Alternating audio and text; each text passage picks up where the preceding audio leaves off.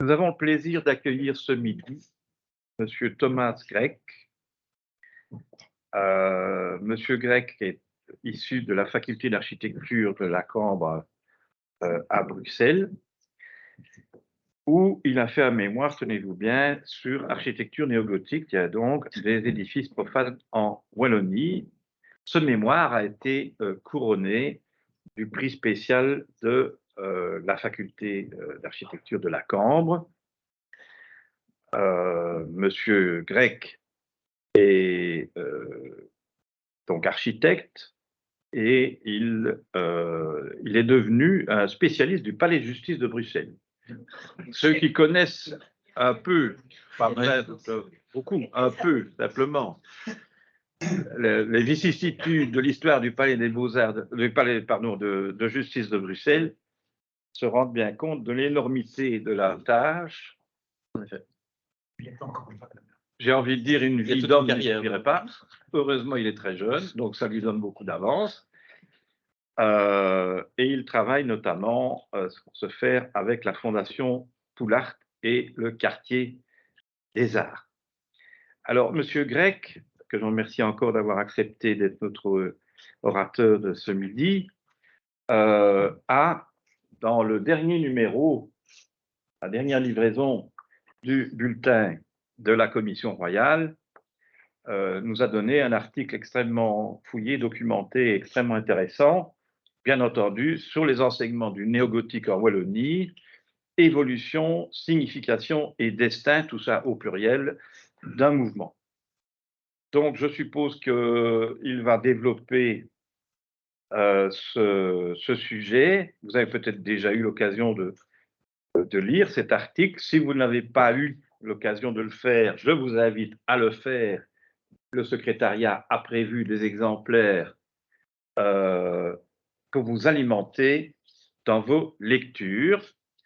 Et je lui laisse bien volontiers la parole en le remerciant.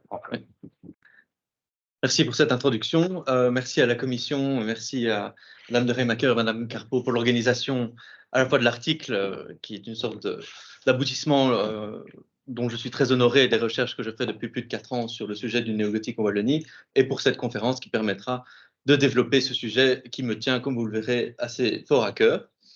Alors d'abord, vous aurez vu que tout est au pluriel dans ce titre. Alors on peut se demander pourquoi est-ce qu'on parle d'architecture au pluriel pour un mouvement néogothique. Eh bien, c'est l'approche que j'ai développée au cours des recherches, c'est de ne pas parler d'un seul mouvement néogothique, mais de plusieurs, regroupés sous un seul terme, ce terme de néogothique. Alors, qu'est-ce que j'entends par ce terme néogothique?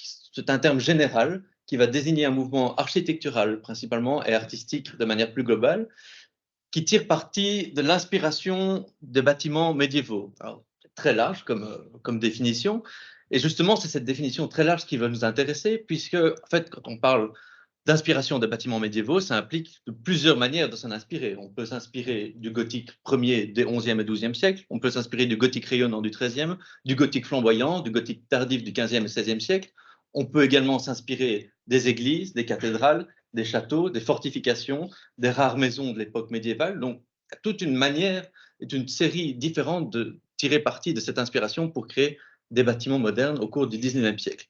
Ça implique également, quand on va créer de l'architecture néogothique, de s'inspirer du gothique brabançon, du gothique du nord de la France, du gothique allemand, du gothique anglais, du gothique italien. Donc, on voit toute une série d'influences qui vont être développées tout au long de l'exposé pour essayer de retracer cette pluralité du mouvement. Vous comprendrez aussi que les évolutions du genre sont forcément plurielles, considérant la différente manière de faire le néogothique, et les destins, comme on le verra, le sont aussi tout autant différents. Oui. Voilà, donc c'est peut-être un exercice périlleux pendant 1 heure d'essayer de retracer plus de 150 ans d'évolution d'un mouvement en Wallonie. Néanmoins, je vais tenter de m'y livrer, on verra si ça fonctionne. Donc, le néogothique, petit rappel, va apparaître environ vers 1745-1749. Évidemment, pas d'un seul coup, c'est une évolution constante au Royaume-Uni principalement. Il va d'abord se développer au travers de l'art des parcs et jardins, comme on verra, pour évoluer vers des demeures de plus en plus complexes, des programmes complexes et diversifiés, jusqu'à connaître, je dirais, un point culminant en Wallonie dans les années 1870-1880, avant de s'éteindre vers 1910-1920, avec quelques dernières subsistances dans les années 1930. Donc, comme on peut déjà le voir ici avec ce panel de quelques édifices, on voit 6 bâtiments qui, a priori, sont très différents les uns des autres, qui couvrent cette période de 1790 à 1930 et qui permettent d'évoquer justement cette pluralité du néogothique, cette différence énorme et cette différente manière de faire le genre. L'histoire de ce néogothique et ce prisme que j'ai abordé au cours de mes recherches concerne principalement les bâtiments profanes, donc par exemple les châteaux, les maisons, les pavillons, mais aussi les bâtiments publics, donc les hôtels de ville, les rares gares néogothiques, on en verra 2, les prisons, les casernes, toute une série de bâtiments donc non religieux. Alors pourquoi est-ce que j'ai choisi ce prisme pour principalement orienter mes études? Eh bien parce qu'il y avait un certain manque dans l'étude du mouvement en Belgique sur les bâtiments non religieux et surtout sur les bâtiments en Wallonie. Donc il y a eu quelques études assez remarquables sur le développement du néogothique en Flandre et du néogothique religieux des écoles de Saint-Luc. Je reviendrai dessus un peu plus loin dans l'exposé. Mais les bâtiments privés comme les châteaux et les maisons ont un peu souvent été laissés de côté. D'abord parce qu'il y a une certaine documentation partielle des difficultés d'accès, notamment au caractère privé des édifices, et aussi c'est principalement dû au sort critique qu'a eu le néogothique au cours du XXe siècle. Je reviendrai là-dessus. Ce qui est intéressant avec ce prisme des bâtiments profanes en Wallonie, c'est que ça permet d'illustrer toute la diversité du mouvement, mais aussi d'évoquer les changements de société au cours du XIXe siècle par les profils de commanditaires de ce genre de bâtiments. On va avoir tant des industriels que des notables locaux, des bourgeois, l'ancienne aristocratie et noblesse qui va se construire des bâtiments néogothiques formidables, tant des bourgmestres catholiques et libéraux qui vont utiliser le néogothique. Donc on a à peu près, je dirais presque toutes les facettes de cette société du 19e qui va s'illustrer au néogothique, ce qui est assez intéressant à constater. Mais rentrons directement dans le vif du sujet, puisqu'on a un petit peu de matière à couvrir, avec les origines de ce genre. J'ai évoqué l'art des parcs et jardins au XVIIIe siècle en Angleterre et ensuite sur l'ensemble du continent européen. Le plus ancien témoignage conservé de néogothique en Belgique est en Wallonie, à Brugelette. C'est ce bâtiment assez intéressant qu'on dénomme la Grotte Noire, construit vers 1790. Bon, on n'a pas de datation précise, mais il est estimé dater de cette époque-là. Il servait de pavillon de chasse pour le comte de Grimbergen qui avait un domaine dans les environs. Et voilà, ça illustre cette première phase du néogothique avec le renouveau de l'esprit médiéval qui vient s'illustrer dans ce qu'on peut appeler des pavillons de plaisance, en fait des éléments qui n'ont pas vraiment de programme spécifique. On n'est pas encore dans des demeures habitées, on est dans des sortes de fausses ruines romantiques ou des petits pavillons de chasse comme ici. Alors le bâtiment est assez intéressant, hein, de plan octogonal avec 3 niveaux, une simple porte à moellons au rez-de-chaussée, un oculi avec déjà une réinterprétation assez intéressante puisque l'oculus est au niveau inférieur et non au niveau supérieur comme on le retrouve souvent. Et enfin, cette fenêtre en arc brisé qui est l'élément le plus franchement néogothique de l'ensemble, si l'on peut dire. Alors, ce qui est intéressant et ce qui est souvent le cas avec les bâtiments néo-médiévals romantiques de cette époque, de la fin du XVIIIe, c'est qu'on va avoir un extérieur d'inspiration médiévale, mais un intérieur qui est encore beaucoup plus XVIIIe avec des lambris, des stucs. On en voit une rare trace ici dans l'ébrasement de la baie en arc brisé. Malheureusement, le bâtiment est un petit peu en mauvais état, mais voilà, ça permet de se faire une certaine idée d'à quoi pouvait ressembler le bâtiment et d'illustrer cette tendance des origines. Alors, dans le même esprit, on est quelques décennies plus tard à Limal, en Brabant wallon, ce qu'on appelle la tour de Grimoët et son pont trembleur, c'est un nom assez romantique. On est dans le même esprit que la grotte noire, ici, avec déjà un vocabulaire un peu plus travaillé. On a des créneaux qui apparaissent, des sortes de meurtrières, des cordons qui vont diviser les niveaux, mais c'est toujours cette esthétique de sorte de ruine romantique. Et ici, avec un élément intéressant, c'est ce pont à suspension qui arrive, une sorte de petit bastion fortifié. De nouveau, un bâtiment sans réelle fonction, hormis l'ornementation du parc et créer une sorte d'ermitage de repos dans le parc du château. Alors, comme vous pouvez le voir en bas, il ne reste qu'un fragment de la tour aujourd'hui dans le domaine privé. Malheureusement, le bâtiment est en ruine, mais en fait, la ruine artificielle est devenue ruine réelle au fil du temps. Bâtiment assez intéressant. Bon, il faut escalader le mur du parc pour y arriver, donc il y a assez peu de photos qui circulent en ligne. Donc voilà, c'est la seule photo récente connue que j'ai pu prendre. Alors, on va arriver rapidement dans ce premier tiers du 19e siècle au manifeste de ce renouveau d'inspiration médiévale en Wallonie qu'on va appeler la période troubadour. Alors, elle va principalement se développer de manière générale en Belgique de 1800 à 1840. En Wallonie, les premiers édifices significatifs arrivent vers 1818, comme on le verra tout de suite. La différence entre cette période troubadour et la période des parcs et jardins qu'on vient de voir est ici, le néogothique est vraiment le postulat d'une nouvelle architecture, c'est-à-dire qu'on va avoir un programme complexe d'une habitation avec, voilà, pour dire une architecture complète réalisée de A à Z, voilà, qui est destinée à être utilisée et habitée au quotidien, ce qui n'était pas le cas des pavillons de plaisance et des ruines romantiques. Le plus ancien bâtiment répertorié de cette période se situe près de Tournai, bâtiment assez atypique qui date de 1818 tout de même, qui est le château de Pétrieux. Alors, assez peu de choses sont connues sur l'histoire du bâtiment, mais il faut quand même souligner que voilà, c'est une sorte de marqueur temporel d'une première architecture utilisée et habitée qui utilise de manière assez hybride, il faut le reconnaître, la référence médiévale et gothique. On voit ces arcs surbaissés en anse de panier de la grande fenêtre sous pignon, les pignons droits, les grandes toitures à poivrières débordantes, l'encorbellement de la tour qu'on voit à la façade arrière qui est assez intéressant, cette étrange tour crénelée qui marque la fin du domaine. Voilà. Par contre, si on regarde la façade arrière, on est encore dans une sorte de néoclassicisme avec ces grandes verrières surmontées d'oculi. Donc voilà, c'est un bâtiment de transition hybride entre néoclassicisme et renouveau médiéval, mais qui vaut tout de même la peine d'être mentionné. Quelques années plus tard, 3 ans plus tard, donc près de Pépinster et Theux, à Juslanville, on va avoir ce qu'on peut identifier comme le plus ancien bâtiment religieux, bien sûr, excepté oui, non, le plus ancien religieux, effectivement, de Wallonie, dans ce renouveau gothique, qui est cette chapelle Fion, donc pour l'industriel Edmond Fion, sur les plans de Jacques Vivroux, architecte verviétois dont la descendance va créer, comme on va le voir tout de suite, des œuvres remarquables du néogothique. Alors, le bâtiment est déjà intéressant en tant que tel, hein, par sa composition assez élégante. On voit cette flèche plutôt originale, cette meurtrière en forme de croix latine qui marque le clocher. Mais elle est surtout intéressante pour une sorte de démarche de filiation matérielle entre gothique et néogothique, puisque les vitraux de la chapelle sont composés de fragments récupérés de la cathédrale Saint-Lambert de Liège. Donc on va avoir, on le voit très bien sur cette photo en noir et blanc, une sorte de collage de fragments de vitraux qui proviennent de Saint-Lambert, qui vont d'une certaine manière créer une sorte de légitimité de passage de flambeau de gothique à néogothique en utilisant ces éléments comme récupération. Une sorte de démarche très intéressante sur laquelle on pourrait même écrire tout un article. Malheureusement, bon, la chapelle existe encore, hein, comme vous pouvez le voir sur ces photos qui ont été prises il y a 2 ans, mais l'ensemble des vitraux a disparu. Donc on est content d'avoir ces photos de l'IRPA des années 40, mais malheureusement, il me semble qu'il n'en reste rien aujourd'hui. Alors nous arrivons au vif du sujet, ce qu'on peut vraiment considérer comme le manifeste du néogothique en Wallonie et à titre plus large en Belgique, le château des Masures à Pépinster, donc pas si loin d'ici finalement.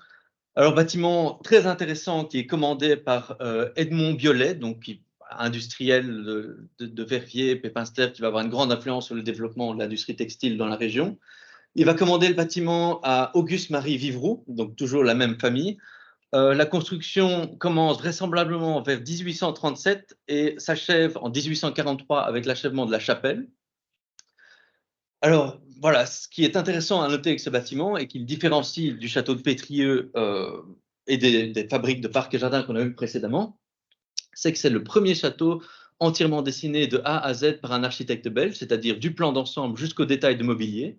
Donc, c'était une véritable œuvre d'art totale néogothique. Et voilà, dans le paysage architectural belge de l'époque, fin des années 1830, c'est assez atypique et révolutionnaire de trouver un bâtiment néogothique aussi complet. Voilà, il faut vraiment, je pense qu'on peut le considérer comme une étape très importante dans l'histoire de l'architecture en Belgique, même si au fil du temps, malheureusement, le bâtiment a été un petit peu oublié et maltraité, comme on verra plus loin. Alors, on a la grande chance de disposer de plans réalisés par Auguste Marie et son fils Auguste, ici au Centre de documentation et d'archives de la Commission royale des monuments, sites et fouilles. On peut noter la richesse et la qualité de ces plans qui montrent le soin du détail et déjà une maîtrise du dessin du vocabulaire gothique par l'architecte Auguste-Marie Vivroux. On notera cette composition très intéressante d'un logis rectangulaire avec une galerie de plein pied qui le précède, qui s'ouvre sur la vallée de la Vesdre. Ce qui est intéressant à noter et qui est assez caractéristique des bâtiments troubadours de ces années 1830-1840, c'est qu'on est encore dans une composition au final assez symétrique, presque dans l'influence néoclassique, mais avec un décor néogothique. Plus tard, quand le néogothique évoluera, on le verra, ça va évoluer vers une composition pittoresque, asymétrique, avec une ligne de toiture brisée. Ici, on n'est pas encore là-dedans, c'est vraiment les débuts du genre. Et aussi une caractéristique importante qu'on peut illustrer avec cette façade, c'est l'emploi très libre des références gothiques. Par exemple, ici, on va utiliser les pinacles de manière purement scénographique pour scander la façade, mais ils n'ont pas de fonction à proprement parler structurelle. Donc ici, pour le plaisir, un zoom sur l'entrée de la galerie, où on peut distinguer, je ne sais pas si on le voit clairement, mais sur l'entrée, dans la rosace, il est marqué EB Édouard Biolay, et on peut le voir dans ce détail pas réalisé d'un autre variante de la rosace, le grand B de Biolay dans la rosace, et le soin apporté au lambris néogothique, c'est assez fulgurant pour 1837. Ici, rapidement, les plans de la chapelle mononef, pas inintéressant, de nouveau avec cette rosace, cette baluste. La chapelle existe encore, comme on le verra, la façade arrière, soignée mais un petit peu plus modeste. Voilà, on revient sur ces détails de mobilier pour utiliser cela pour parler de l'usage très libre des références, avec ces tâtres de cheminée en arc brisé, voilà, qu'on utilise le motif gothique de façon très libre. On n'aurait jamais vu ça au Moyen-Âge, utiliser un arc brisé comme ça avec des lambris de part et d'autre.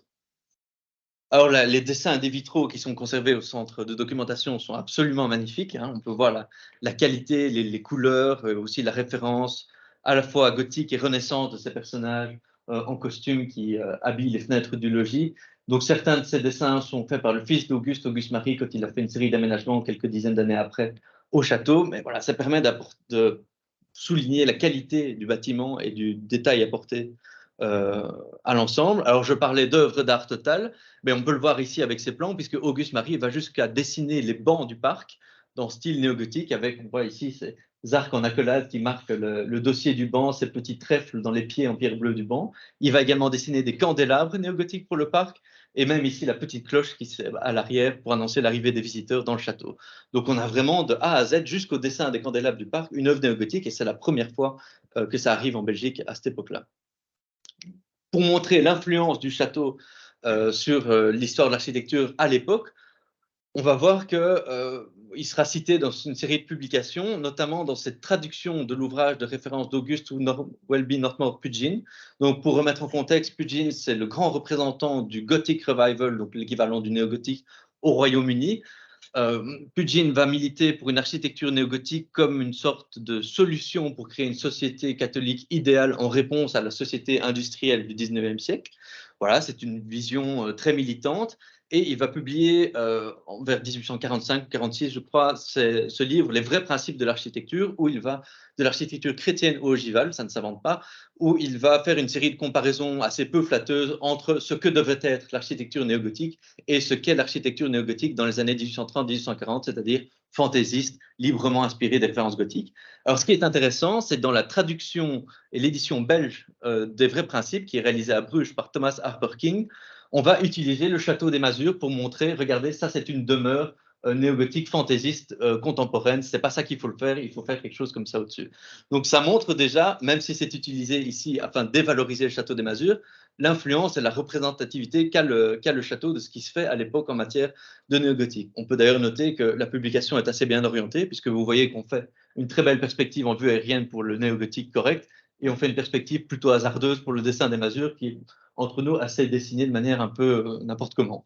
Mais voilà, ça montre l'influence du château à l'époque, même si c'est en mal. C'est assez intéressant. Alors voilà, ici pour le plaisir, donc on peut se dire, oui, on a les plans, d'accord. Est-ce que ça a vraiment existé comme ça?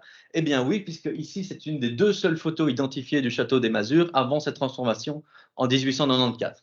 Donc ici, on doit avoir une photo qui doit dater de 1870 ou 1880, qui montre la correspondance entre les plans conservés aux archives et ce qui a été effectivement exécuté. Le château a été transformé un peu plus tard, en 1894, par Charles Thirion, autre grand architecte vergétois, on le verra plus loin. Alors, images d'illustration de cette conférence et petits chefs-d'œuvre de l'architecture néogothique en Wallonie et en Belgique, on peut le dire, la conciergerie et porterie du château des Masures, qui est réalisée par le fils d'Auguste Marie, Auguste, quelques années plus tard, entre 1853 et 1859. Ici, c'est un bâtiment qui a le même soin du détail que le château fait par son père, mais qui a déjà des références médiévales différentes. On est plus orienté sur la référence de l'architecture militaire, avec ses créneaux, l'aspect défensif de la tour, les contreforts. Et on voit qu'on va déjà dans une asymétrie pittoresque plutôt que la symétrie néoclassique de la période troubadour. De nouveau, dessin magnifique conservé aux archives ici, et le bâtiment exécuté correspond tout à fait à ce qui a été dessiné, à l'exception de l'échauguette qui n'a jamais été réalisée. Fort heureusement, le bâtiment existe encore aujourd'hui. Tous ceux qui ont pris le train entre Liège et Verviers sont passés devant ce bâtiment remarquable qui ne manque pas d'attirer l'attention. Il a survécu aux inondations malgré quelques dégâts au pont, toujours présent aujourd'hui, et on peut peut-être espérer un jour un classement pour le valoriser. Je dis ça en passant.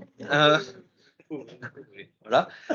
Donc on a vu que les premières grandes demeures néogothiques ont été réalisées par des industriels de la nouvelle bourgeoisie du 19e siècle comme Édouard Biolay et Edmond Fion.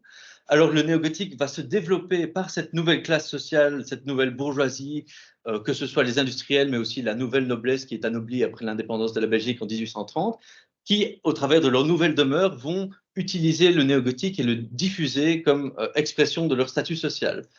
Alors, ça va permettre au néogothique, je l'ai dit, de se diffuser, mais aussi de s'émanciper de la première référence gothique du troubadour pour aller chercher des influences, que ce soit en Angleterre, en Italie, mais aussi dans la néo-renaissance, le néo-baroque. Donc, on va aller vers un néogothique éclectique qui va se chercher et aller vers certains extrêmes assez intéressants, comme on le verra. Alors, le bâtiment, je dirais, caractéristique, le bâtiment phare de ces châteaux modernes, comme on peut les appeler, ce château d'industrie, c'est le château de la Closière à la Louvière. Bâtiment absolument foisonnant, comme vous pouvez le voir ici, avec un décor extérieur assez exceptionnel. Alors, il est réalisé pour Victor Bock, des faïenceries Bock à la Louvière, juste à côté de son usine. Il n'y a que le chemin de fer qui le sépare des faïenceries. Et il commande quand même une pointure pour réaliser son château, puisque c'est l'architecte Joseph Poulard, l'architecte du Palais de justice de Bruxelles, qui est déjà au sommet de sa carrière à ce moment-là. Il est architecte de la ville de Bruxelles, qui va réaliser le bâtiment. Alors, c'est une œuvre qui a été, on verra, maltraitée par la postérité, mais qui a de grandes qualités esthétiques, architecturales pures, puisqu'on a 4 façades différentes qui sont régies selon 2 axes de composition symétriques différents, ce qui fera, soit dit en passant, au Palais de justice également 2 ans plus tard. On voit ce décor absolument assez incroyable, en fait, hein. L'autre façade est encore plus impressionnante, avec ce jardin d'hiver qui est une sorte de dentelle de fer et de verre avec un décor néogothique. Ces 2 grandes tourelles qui marquent en fait la cage d'escalier et le deuxième axe de composition du château. Ce belvédère, cet élément d'attique et de couronnement, cet épi de fêtage en fonte, tout à fait travaillé. Donc c'est vraiment presque c'est du jamais vu quand on fait ce genre de bâtiment-là. Je vous défie de trouver un château médiéval qui ressemble à ça. C'est vraiment voilà, c'est très libre dans la réinterprétation, mais ça va valoir beaucoup de critiques à ce genre de bâtiment, comme on le verra par la suite. Alors, pas inintéressant et contemporain du château de la Closière, pour l'industriel Pierre Hauser de Simony à Verviers, son château vers 1854-1860, même type d'implantation, hein. On est juste à côté de la filature. On peut voir les 2 toits en poivrière qui sont là derrière. C'est la filature Hauser-Gérard qui existe encore aujourd'hui, rue Fernand-Honguet à Verviers.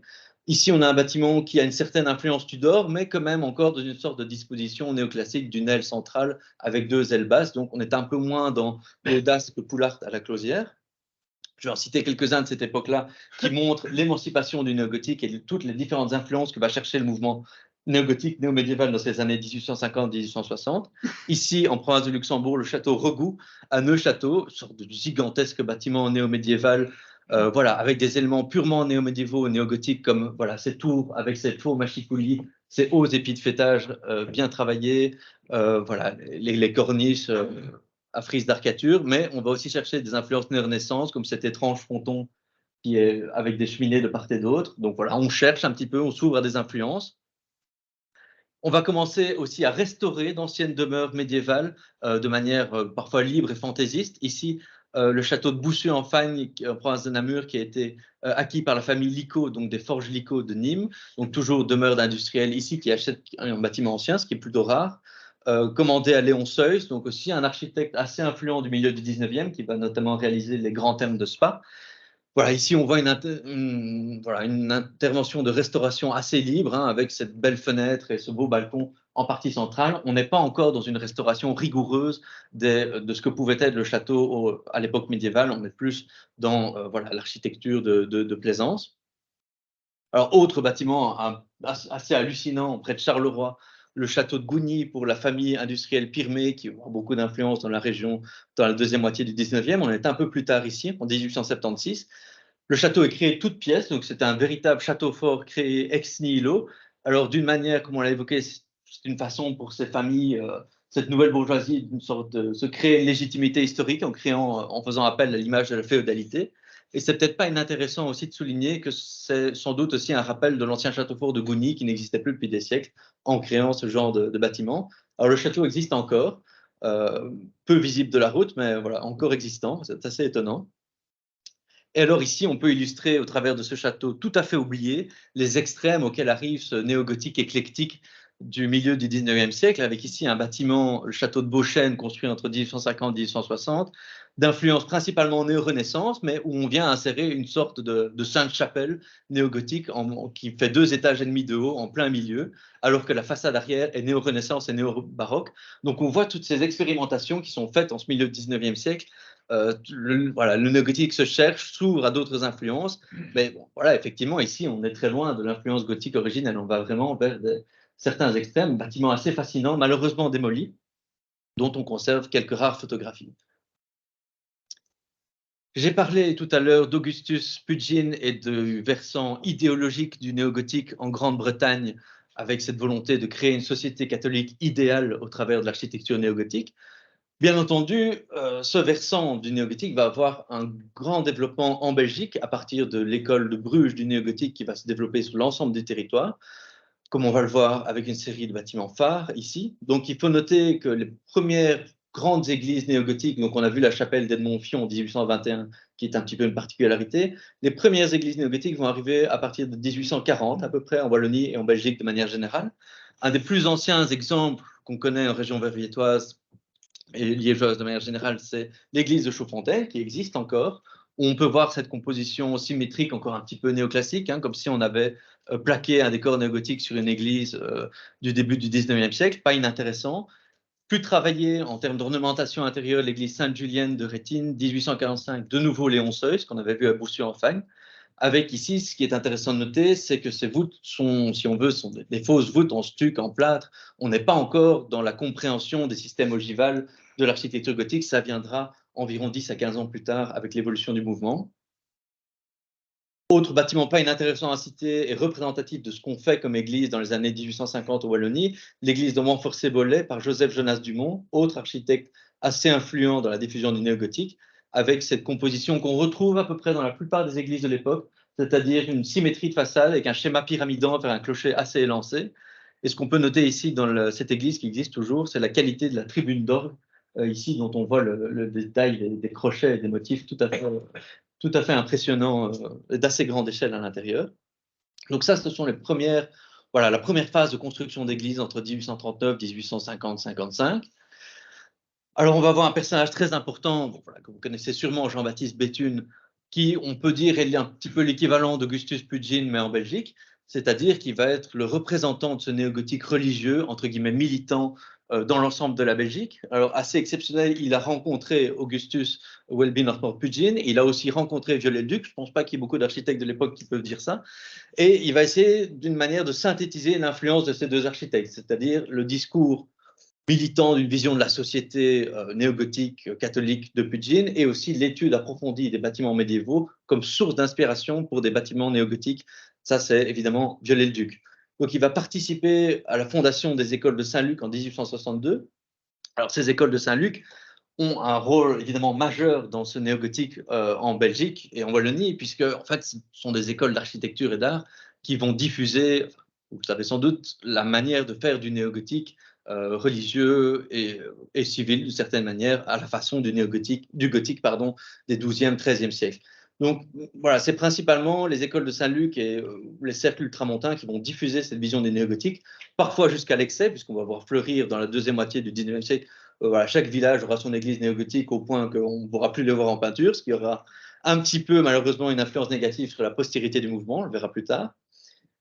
Alors évidemment, l'œuvre majeure phare de Béthune en Belgique et en Wallonie, c'est l'abbaye de Maretsu que vous connaissez tous. Alors voilà, l'abbaye de Maretsu, c'est une sorte de consécration de la vision puginienne, si vous me passez l'expression, de Béthune en Belgique, puisque l'idée est de créer de toutes pièces une abbaye financée par un mécène, la famille d'Esclée, inspirée des principes des abbayes cisterciennes des 12e, 13e siècle, et de créer une sorte de communauté néogothique religieuse idéale, voilà, où on va créer une école d'art et d'artisanat qui fonctionnera jusqu'aux années 60 pour diffuser in situ cet art du néogothique. Alors, on a évidemment ce côté militant, bon, qui peut être un petit peu avec la rétrospective, se dire oui, bon, pourquoi pas. Mais évidemment, Béthune était un architecte hors pair avec une grande qualité de composition dans cette façade. On voit ce néogothique très sobre, hein, on est déjà très loin des masures ou de la closière et du foisonnement des années 1840, mais aussi un soin apporté au décor intérieur avec cette magnifique polychromie, malheureusement qui a été en grande partie supprimée lors des transformations réalisées au XXe siècle, mais dont on conserve la polychromie sur la voûte de l'église pour ceux qui sont déjà allés à Maretsu. Ici, on voit des photos anciennes avec cette grande polychromie, cette qualité de composition ici dans l'oratoire et la bibliothèque. Voilà, de nouveau, architecture d'assez haute volée. Mais peut-être encore plus intéressant, moins connu, situé à 2 pas de l'abbaye, le château ferme de Maretsu, où Béthune a aussi intervenu entre 1872 et 1882. C'est une manière d'appliquer à l'échelle d'un château, d'une petite communauté, sa vision d'un château ferme idéal à la manière du Moyen-Âge, qui pourrait fonctionner presque en communauté autonome. Donc le château avec son logis, ses étables, sa grange, son jardin en terrasse, son potager, sa chapelle.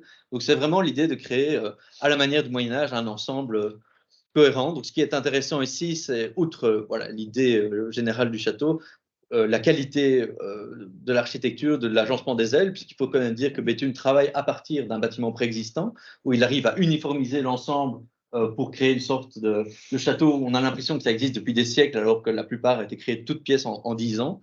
Et on voit aussi dans ce château la connaissance historique de Béthune, à quel point il a étudié les modèles médiévaux. Si on prend par exemple la grange qu'on voit en fond de perspective ici, qui est presque une reproduction parfaite de ce qu'on pouvait faire comme grange médiévale au XIIe, XIIIe siècle. Donc voilà, bâtiment assez intéressant, qui était abandonné un certain temps. Je crois maintenant qu'il a été vendu, mais voilà, à surveiller.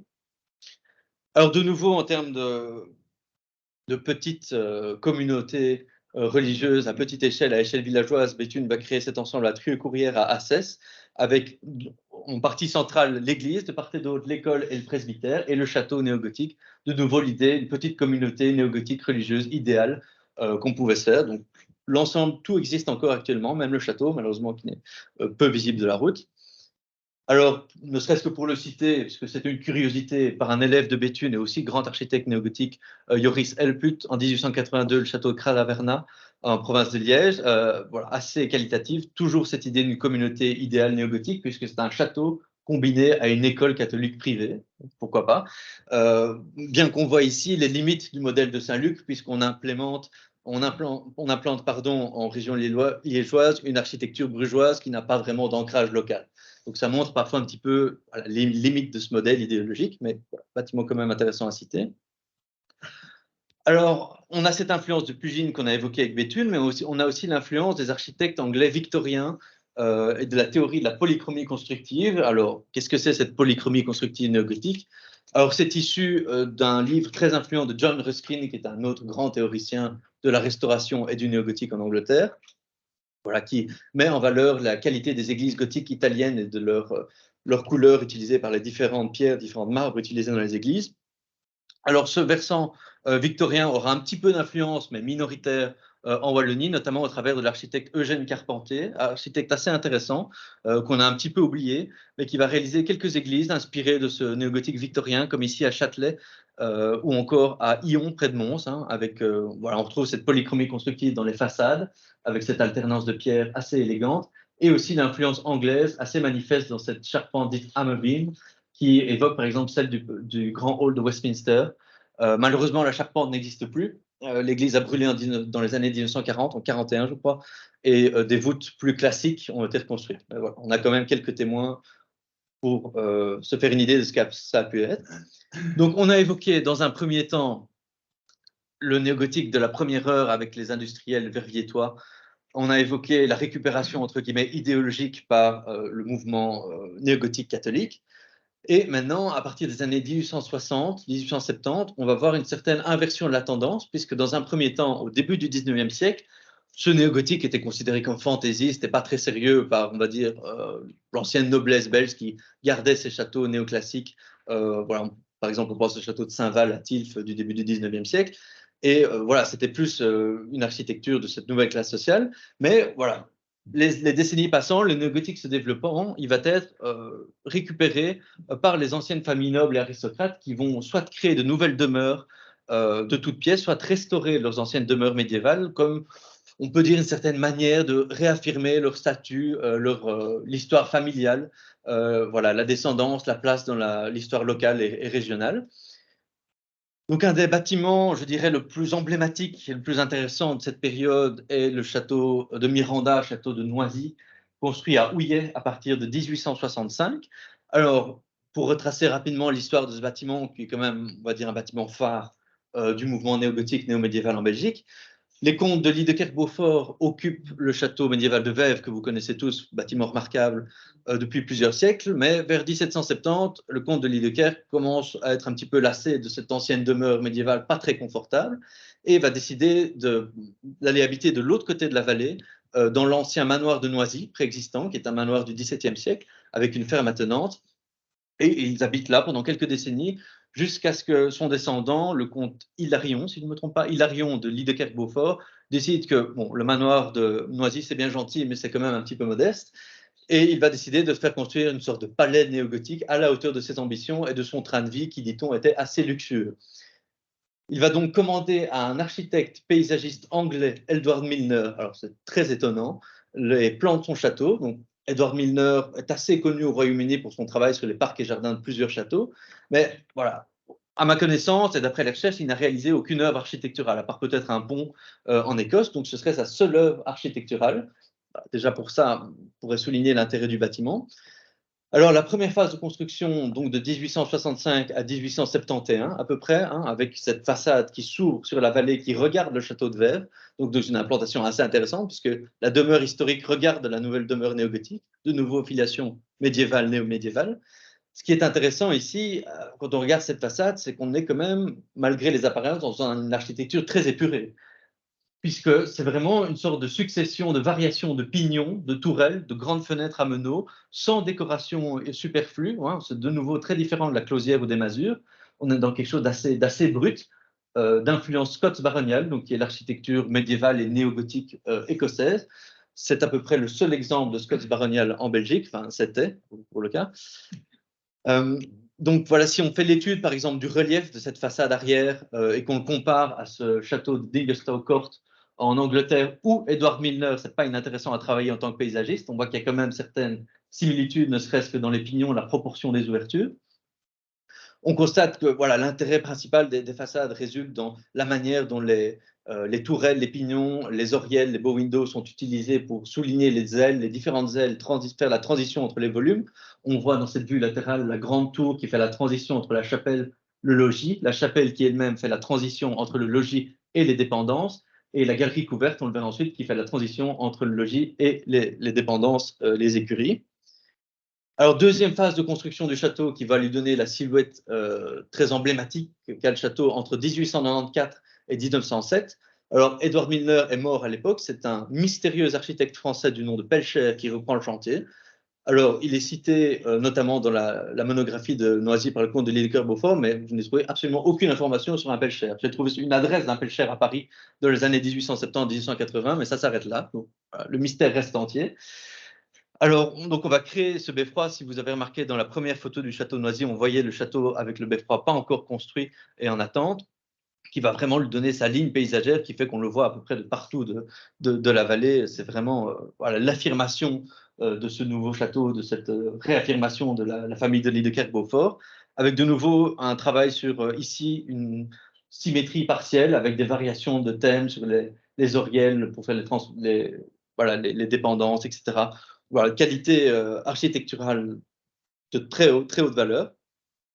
Voilà, ici, on voit une vue d'ensemble qui permet d'une part d'apprécier le parc du château dessiné par Milner, évidemment, avec une série de terrasses qui donnent une vue imprenable sur le château de Vèvres.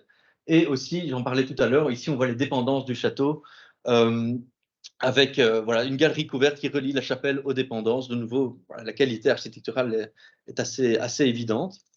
Alors, l'intérieur du château n'était pas en reste, puisque voilà, déjà la disposition intérieure est quoique assez classique, très efficace, avec les salons d'apparat tous orientés vers la vallée et vers Vèvres, un grand hall d'entrée central desservi par le porche beffroi, les ailes de service reportées sur le côté, donc disposition assez classique mais qui fonctionne très bien dans ce cas-ci, une utilisation du dénivelé naturel du terrain pour installer l'entrée des cuisines caves notamment, Et voilà, ici, on peut voir quelques rares photos des années 60-70 de l'intérieur du château, avec ce grand hall, avec son escalier en marbre, avec son phénix sculpté comme départ de rampe d'escalier. C'est oui, assez impressionnant.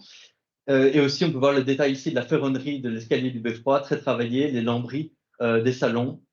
Malheureusement, il y a assez peu de photos de l'époque du château qui existent, mais ça permet de se donner un aperçu de la qualité des espaces intérieurs d'origine.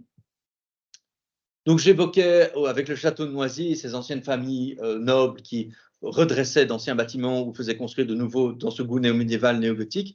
Pour n'en citer que quelques-uns, on voit que c'était déjà le cas en 1858 avec le château de Bourgogne, fait par un certain Charles de Bourgogne qui se prétend plus ou moins descendant du duc de Bourgogne. Alors, est-ce que c'est romantique ou est-ce que c'est véridique?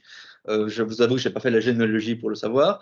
Mais voilà, de nouveau, un exemple assez intéressant ici d'une demeure qui s'ouvre aux influences néo-renaissance, quand même, quand on voit cette façade-ci, mais construit sur l'emplacement de l'ancien château d'Estaing-Puy et Steimbourg. Autre exemple, pour le citer, le château de Faillebois, qui est l'actuel monastère de Cheftogne, qui existe encore vers 1860, commandé par Charles Delvaux de Fanfre. On voit un langage néogothique qui se raffine, mais on est de nouveau une sorte de retour à une symétrie néoclassique, donc on est moins dans l'audace qu'à Noisy, je dirais, ou par exemple à Moulbet, on peut comparer à Noisy dans son ambition folle de palais néo-médiéval des années 1860. Alors, commandé par le marquis Oswald, je crois, de Chasteler, sur l'ancien domaine de Moulbet, où il reste des traces du manoir qui est situé un peu plus bas dans le parc. Et voilà, de nouveau, un peu comme à Noisy, une ancienne famille qui décide de se construire un palais néo-médiéval, ici d'influence néo-Tudor, un des rares exemples en Belgique. Mais on va dire qu'il est moins complet que Noisy en termes de néo-gothique, puisque l'intérieur de Moulbet est quant à lui, s'ouvre à plus éclectique. On a du néo-Louis XVI, on a du néo-Renaissance, donc il n'y a vraiment que l'extérieur qui est néo-médiéval, mais qui vaut quand même la peine d'être mentionné. Ceci nous permet de transitionner vers ce qu'on appelle le néogothique archéologique. Donc, néogothique archéologique, qu'est-ce que c'est? Alors, c'est l'influence poussée de Viollet-le-Duc et de l'étude approfondie des monuments gothiques médiévaux en France et en Belgique, donc notamment avec l'instauration de la commission des monuments en France et en Belgique, qui vont s'intéresser à l'étude approfondie des bâtiments médiévaux authentiques et qui vont utiliser cette connaissance des bâtiments médiévaux pour former la base d'une architecture néogothique, mais qui sera moderne, c'est-à-dire que ce n'est pas une architecture de copie. On n'essaye pas de refaire des bâtiments, des châteaux médiévaux avec l'inconfort qui va avec. On essaie de tirer parti de ce qu'on appellera la rationalité gothique, c'est-à-dire chaque élément à sa place dans une composition entièrement maîtrisée pour créer des bâtiments qui ont tout le confort moderne, mais qui ont aussi une référence historique régionale bien ancrée.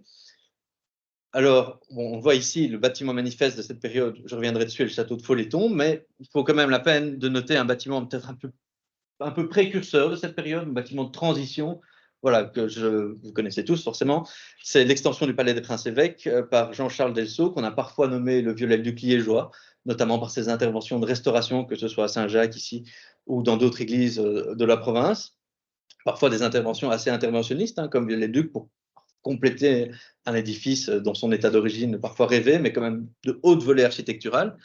Et ici, ce qui est intéressant avec cette nouvelle façade du Palais des Princes-Évêques, c'est que Delceau étudie et restaure les deux cours intérieurs du Palais des Princes-Évêques et utilise cette connaissance pour créer cette nouvelle façade moderne, 19e, auquel répondait d'ailleurs la gare de Liège-Palais, sur laquelle je reviendrai brièvement.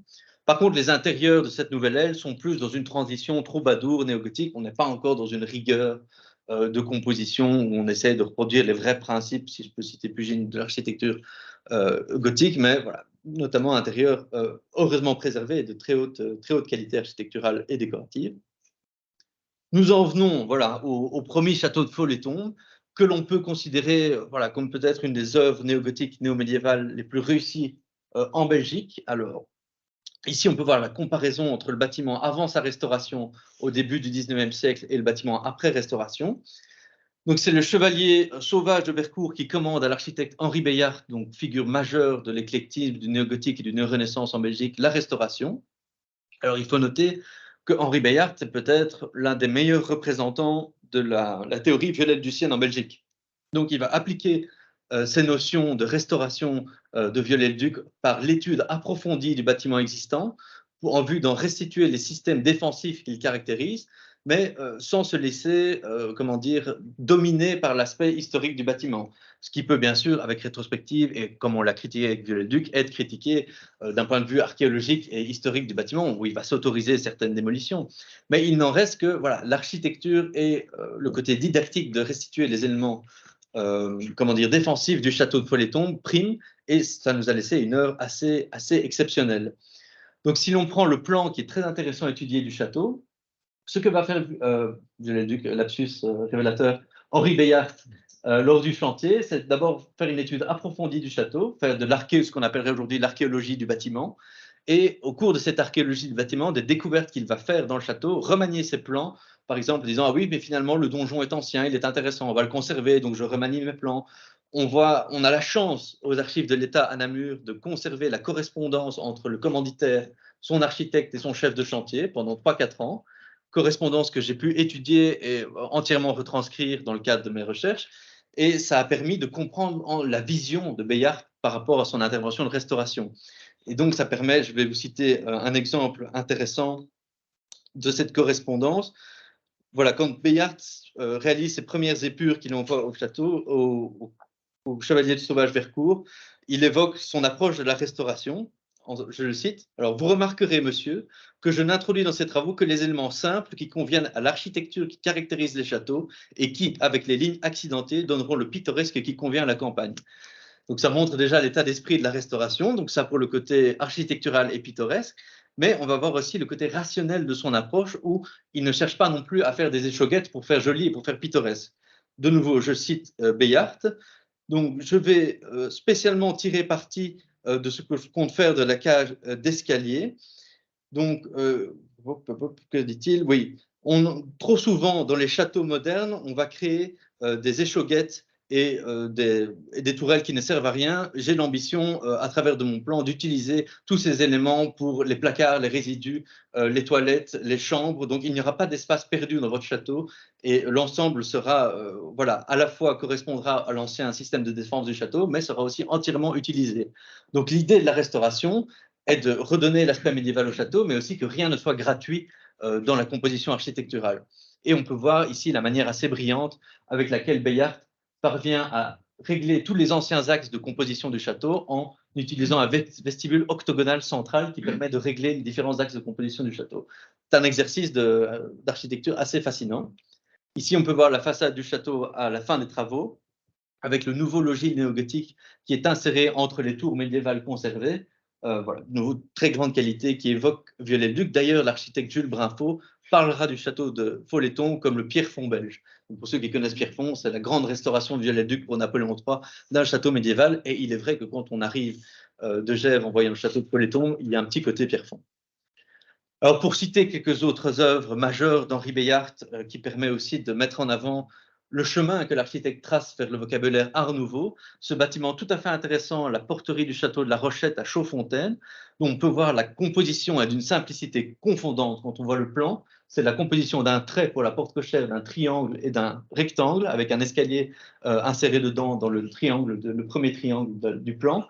Et on voit ici un langage, notamment cette grande porte cochère avec voilà, cette baie en plein cintre, avec 3 divisions qu'on retrouvera dans pas mal de bâtiments Art Nouveau. Et aussi, si on prend, voilà, le bâtiment existe encore, heureusement, en assez bon état. Si on prend la grille en bois qui ouvre le portique, on est dans des compositions qui évoquent ce que fera Paul Ancart quelques années plus tard en matière d'Art Nouveau. Et ce n'était pas anodin, puisque Ancart a travaillé pendant plusieurs années avec Henri Beyaert et a été un de ses collaborateurs très proches dans ces dernières années. Pour ne citer que quelques-uns, parce que malheureusement l'heure avance et il faut avancer dans notre parcours du néogothique, cette démarche archéologique va se faire aussi pour des bâtiments créés toutes pièces. C'est-à-dire qu'on va appliquer ce qu'on pourrait dire les vrais principes de l'architecture résidentielle gothique, d'ici de la fin du Moyen-Âge, plutôt de la transition Renaissance, pour créer des demeures de toutes pièces qui donnent l'impression d'un ensemble multiséculaire. Ici, un château tout à fait étonnant, complètement oublié, le château de Bois-Saint-Jean à La Roche-en-Ardenne, construit vers 1856-1860 et dont on peut voir ici la cour intérieure avec cette composition de différentes ailes qui donne l'impression d'un ensemble créé au fil des siècles alors que tout a été créé d'une seule volée en quelques années. Malheureusement, le château n'existe plus. Il a été démoli après l'offensive de 44-45 sur la région. Citer une autre restauration moins rigoureuse que Bayard à Follet-Tombe, mais quand même intéressante, le château de Serein, le château restauré vers 1870-1875 par l'architecte de Manny. Et on est moins entre l'archéologique et une réinvention un petit peu fantaisiste, hein, comme ces créneaux qui ouvrent sur la cour, qui n'ont évidemment aucune raison d'être, puisqu'il devait y avoir une aile qui fermait le système défensif médiéval, mais voilà, de nouveau une qualité architecturale présente, notamment dans le nouveau logis qu'on voit au fond de la photo. Et pour citer un deuxième grand représentant de ce néogothique archéologique, Auguste Van Hache, qui appartient à ce que j'appellerais la deuxième génération des architectes de Saint-Luc, c'est-à-dire après Jean-Baptiste Béthune, qui est une génération d'architectes qui va un petit peu s'affranchir du discours idéologique, entre guillemets, du néogothique de Saint-Luc pour aller plus vers l'architecture pure, l'étude des bâtiments médiévaux et la restauration. Ici, une de ces restaurations les plus conséquentes, le château de Falais, restauré vers 1882, ou un peu comme Bayard, mais avec un peu moins de rigueur, à Follet-Tombe, il va restaurer les systèmes défensifs principaux, tout en créant de grandes ouvertures sur la façade sur cour pour tout de même avoir un logis moderne, confortable et inondé de lumière. En ça, sa démarche est très intéressante d'un point de vue architectural. Après, d'un point de vue archéologique, on peut avoir des réserves. Alors, la grande œuvre je dirais une des grandes œuvres, s'il y en a une autre qui va suivre, de Van Hache en Wallonie, c'est l'abbaye de Maredret, qui est l'abbaye sœur de Maretsou, réalisée un petit peu plus tard en 1891.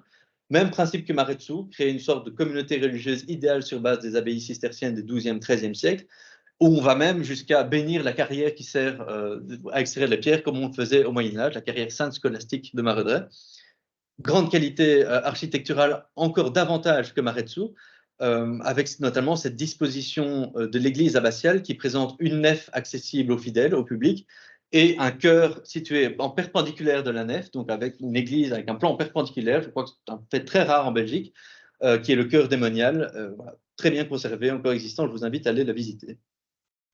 Et forcément, voilà, le dernier grande œuvre phare de Van Hache en Wallonie, et peut-être sa plus réussie, le gigantesque château de Laignon, qui existe encore, qui est classé, réalisé entre 1895 et 1905, bâtiment de haute volée qui démontre la connaissance historique des modèles anciens d'architecture, ici gothique Brabançon, par Van Hache, hein, parce qu'on a vraiment ce modèle de l'ancien château Brabançon qui est très bien produit, mais aussi une certaine virtuosité dans l'agencement des ailes.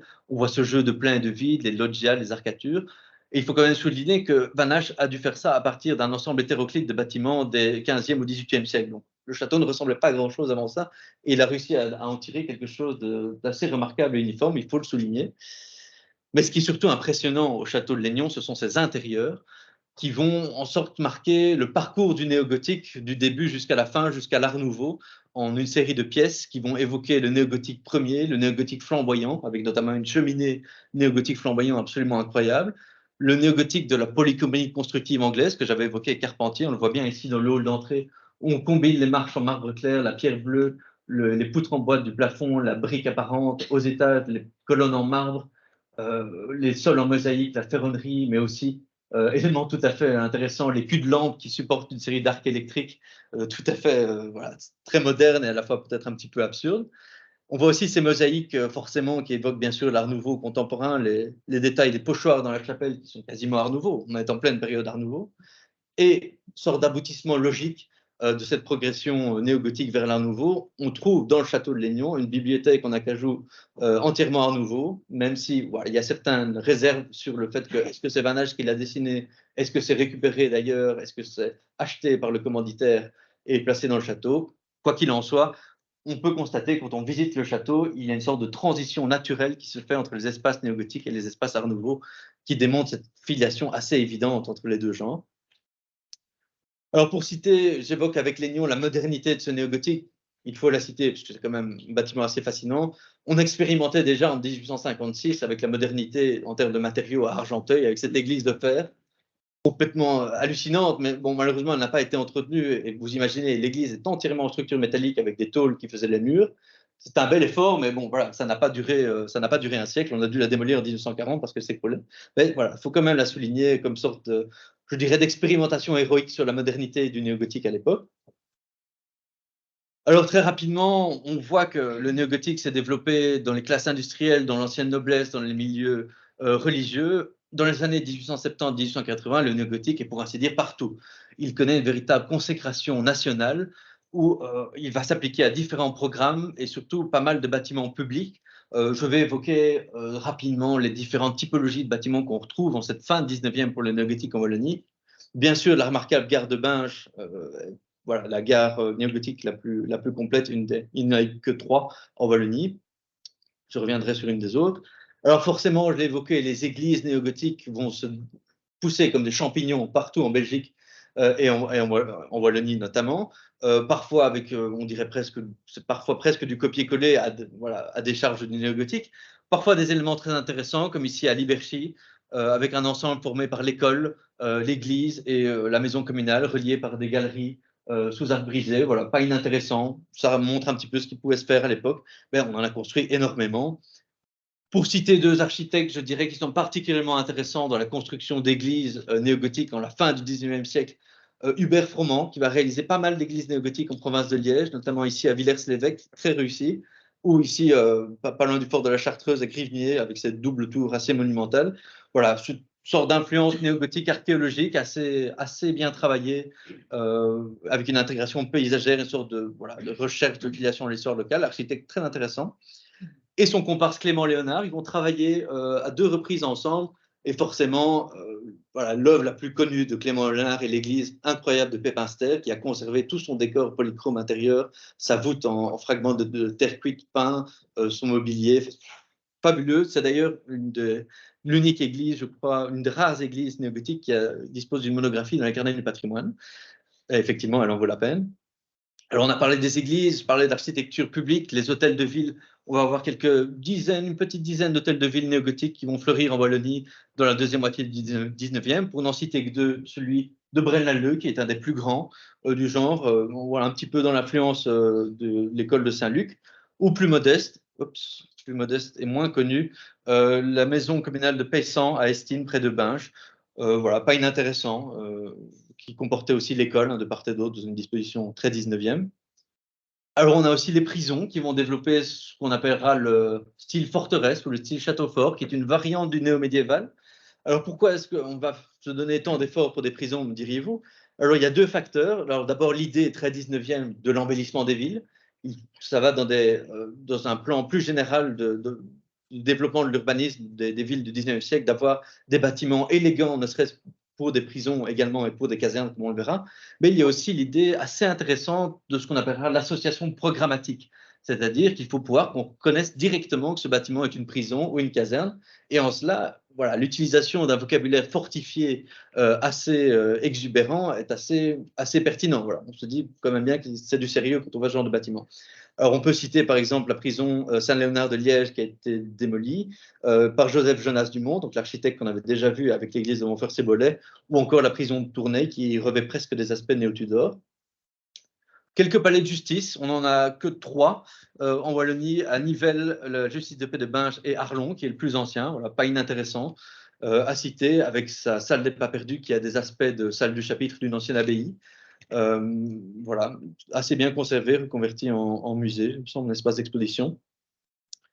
Je l'ai évoqué avec les prisons, on a aussi les casernes, dans ce style forteresse assez similaire aux prisons. On va avoir plusieurs casernes, que ce soit à Mons ou Charleroi. Voilà. La plupart sont conservées en assez bon état aujourd'hui.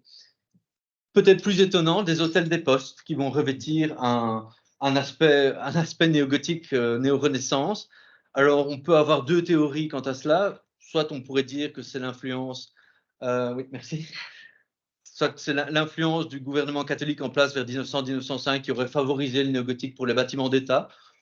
Personnellement, ce n'est pas une théorie à laquelle je soutiens, puisqu'on a aussi des bâtiments néo-renaissance comme à Dinan ou à Charleroi. Ce qui est principalement, je dirais, la vraie raison, c'est l'idée de repère dans la ville du bâtiment néo-gothique par ses hautes tours. On le voit très bien forcément à la grande poste de Liège, stratégiquement placée sur un angle avec sa tour beffroi assez impressionnante, mais aussi à plus petite échelle avec la poste d'Anzival, dont la particularité est cette haute échauguette très fine qui permet de voir le bâtiment en oblique depuis la place centrale d'Anzival à travers la rue. Donc, Voilà, disposition assez fine, le bâtiment existe encore, il est d'assez bonne facture et assez bien conservé. Je vous invite à aller le voir si vous passez par Anzival. Alors j'ai parlé de la gare de Binche. On avait la gare de Liège-Palais qui était une sorte d'architecture hybride néo-renaissance, art nouveau, néo-gothique qui essayait de s'harmoniser avec la façade du Palais des Princes-Évêques. Mais je parlerai surtout de la halte royale d'Ardennes, qui est à la base une gare privée pour Léopold II, pour son domaine royal d'Ardennes, fondé par Léopold Ier auparavant, qui devient une gare semi-publique lorsque le domaine d'Ardennes devient un hôtel pour voyageurs. Et c'est peut-être un des bâtiments néogothiques les plus modernes qu'on peut trouver en Wallonie par sa composition même. Donc, comment fonctionne-t-il? C'est un bâtiment rampe, c'est-à-dire qu'on voit le chemin de fer ici à gauche du bâtiment. Le train s'arrête, les voyageurs descendent, passent en dessous de la tour à créneau. Lorsqu'ils sont de l'autre côté, comme on le voit sur la carte postale, une calèche les attend. La calèche va monter la rampe circulaire qui permet de négocier le dénivelé entre le chemin de fer et le plateau d'Ardennes où est situé le château. C'est vraiment assez impressionnant en termes de conception presque abstraite, totalement moderne, mais sur laquelle on vient appliquer un décor néogothique qui, il faut le dire, fonctionne très bien dans la vallée de la Lesse. Bâtiment assez fascinant, attribué à l'architecte royal Alphonse Balla, malheureusement abandonné, mais voilà, quand même plutôt bien conservé. Voilà, on a parlé des gares, on a parlé des hôtels de ville, des prisons, des casernes, mais évidemment, dans l'architecture privée, en ville, ça se développe également, que ce soit les petites ou grandes maisons, comme cet hôtel Godin à Oui, de très très belles factures, assez bien conservées malgré des transformations intérieures, 1902, on est déjà dans du tardif ici. Je vais avancer parce que l'heure tourne, et forcément, on a parlé des châteaux d'industrie dans les années 1850, eh bien l'évolution logique à la fin du siècle, c'est que les bâtiments d'industrie deviennent eux-mêmes néo-médiévaux et néo-gothiques.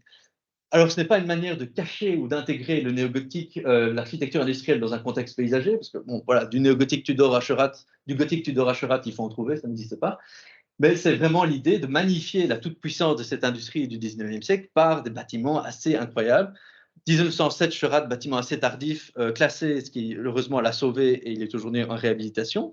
Mais aussi à plus petites échelles, on va avoir des cheminées de charbonnage à crénelage, comme ici, à l'extrême gauche, la cheminée du charbonnage qui était située en dessous de la citadelle de Namur, avec des pas inintéressants.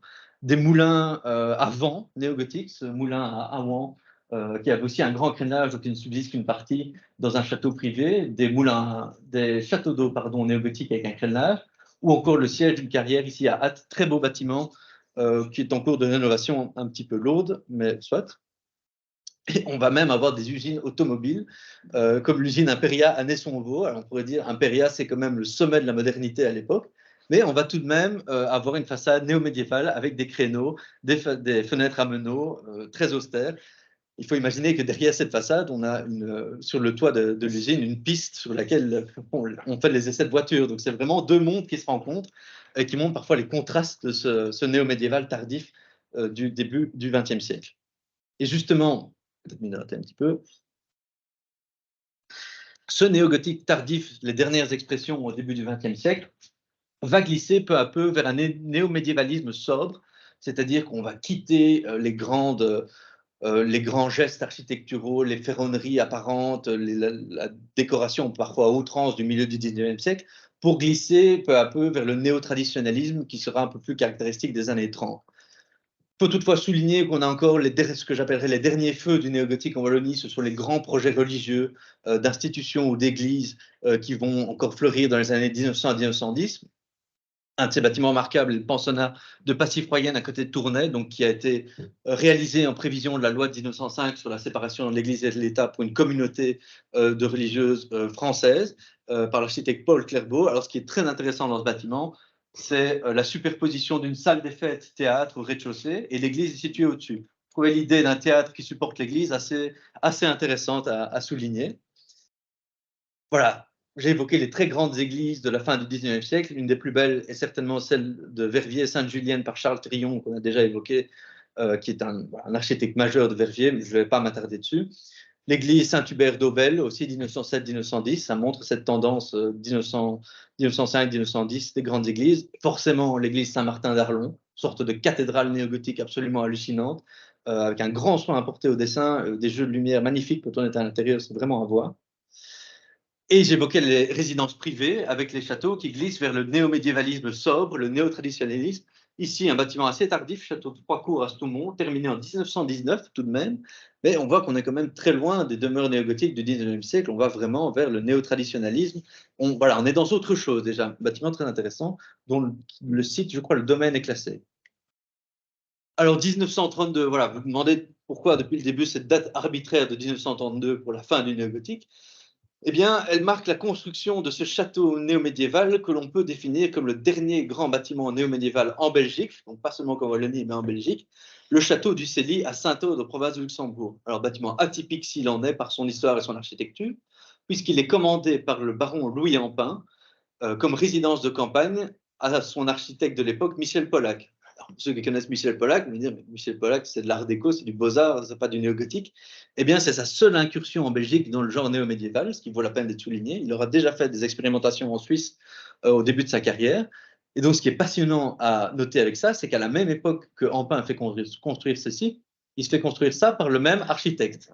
Donc, c'est la même époque, même architecte, même commanditaire. Ceci est la résidence de ville pour les mondanités. Ceci est la résidence de campagne privée. Donc, je crois qu'on pourrait écrire tout un article de société sur ce que ça nous dit sur l'époque et sur le baron Ampin. C'est assez fascinant. Ce qui est très intéressant à souligner, c'est que dans les deux cas, Michel Pollack s'en sort avec brio, à maîtriser les deux styles. Si la villa Ampin est connue, classée, restaurée depuis longtemps, malheureusement, le château du Cély a connu toute une série d'infortunes et il est encore abandonné aujourd'hui avec un état de dégradation qui s'avance de manière alarmante au fil des années. On peut voir cette façade arrière sur cour où on notera la proportion des ouvertures qui est tout à fait intéressante, ce qui fait que quand on est à l'intérieur, on est vraiment inondé de lumière. C'est très agréable. Voilà, l'intérieur, justement, voilà, que j'ai pu aller visiter illégalement, ne le répétez pas, mais voilà, pour essayer de comprendre cette disposition intérieure, on voit une grande attention à porter à la matérialité des espaces, avec ces moellons apparents dans la salle à manger, les poutres, le sol en marbre et pierre bleue polie, très très élégant. Également la cage d'escalier, hein, de nouveau très sobre, très épuré, avec une balustre plutôt néo-renaissance, les briques apparentes, très simples, mais tout de même très réussi. Et ici, on voit ce palier éclairé par la grande fenêtre qu'on voyait dans la façade précédente, qui fait vraiment, c'est très agréable à l'intérieur. On retrouve l'art déco de Michel Pollack dans les parties moins visibles, c'est-à-dire dans la tour du Beffroi, où là, on retrouve un escalier art déco en béton avec granito, ferronnerie art déco sobre. Là, on retrouve vraiment du Michel Pollack comme on peut le connaître, et donc qui marque bien la marque de fabrique de l'architecte. On retrouve aussi également, c'est assez intéressant, l'ensemble du bâtiment est couvert par une charpente en béton, assez fine, en assez bon état. Et alors, on va voir que Michel Pollack, même si on n'a pas la preuve absolue que c'est lui qui a fait les dépendances, mais on voit qu'on arrive presque dans la caricature du néogothique quand il s'agit de faire le mur d'enceinte du château et les dépendances, puisqu'on se retrouve avec ces petites tourelles qui n'ont absolument aucune fonction. Ce mur d'enceinte dérisoire, on pourrait le sauter, voilà, en prenant un peu d'élan, on saute au-dessus. Donc voilà, on arrive presque à la caricature pittoresque d'un néogothique néo-médiéval en fin de vie, qui montre aussi un peu les limites du genre. Et c'est peut-être pas anodin que sans doute Michel Pollack a dessiné ça en disant mais qu'est-ce qu'il me fait faire, Monsieur Ampin Soit. Alors, très rapidement, pour conclure, ce qui a constitué une grande partie de mes recherches était quand même pour essayer de comprendre comment est-ce que ce néogothique nous est parvenu aujourd'hui en 2023. Qu'est-ce qui reste de toutes ces constructions qu'on a vues comment est-ce que les bâtiments ont été traités par la postérité.